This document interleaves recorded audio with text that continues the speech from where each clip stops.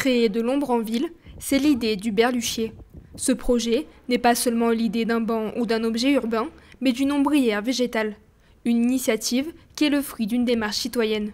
Une idée choisie par les habitants lors du budget participatif de 2023. L'idée part d'une ombrière construite par une entreprise dans le Grand Est. Hubert l'a un jour aperçue et a voulu proposer sa propre version. On ne peut pas toujours planter des arbres et donc je trouvais que c'était intéressant de proposer un projet pour adapter le milieu urbain. Les habitants attendaient et se posaient la question pourquoi 2023 le projet nous avons voté pour et pourquoi il ne se réalise pas. C'était pour des raisons techniques. Il fallait trouver la bonne technicité, il fallait trouver les entreprises capables de travailler avec nous. Aujourd'hui nous venons de l'inaugurer, on voit qu'il est déjà utilisé. Initialement imaginé en forme d'arbre ou de grands champignons, ce projet a dû évoluer pour s'adapter aux contraintes du milieu urbain et combiner harmonieusement béton, acier inoxydable, bois, terre et végétaux.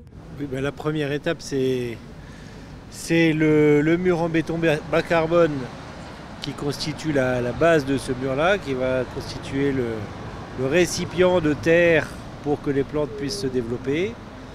Et donc on a d'abord conçu le mur, comment réaliser un mur en béton creux qui va pouvoir être rempli, dans lequel on va pouvoir mettre des étagères anti-tassement pour que la terre se maintienne. C'était la première étape et les étapes suivantes, c'est Pascal qui les a menées avec un serrurier pour faire des éléments en inox et venir y assembler le bois. C'est un procédé qui est breveté, qui part d'un mur végétalisé qu'on a équipé d'un banc et d'une ombrière. L'idée c'est de partir du végétal, donc il nous fallait un contenant sérieux et c'est là que l'industriel est une clé dans ces process.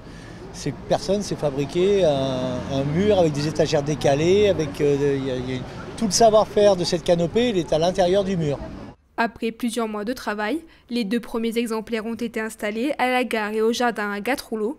Depuis début juillet, le service parc et jardin de la ville a planté différents types de lierres et de fleurs, comme des akébis, des clématites ou des édoras. La végétation devrait recouvrir les ombrières d'ici à l'année prochaine.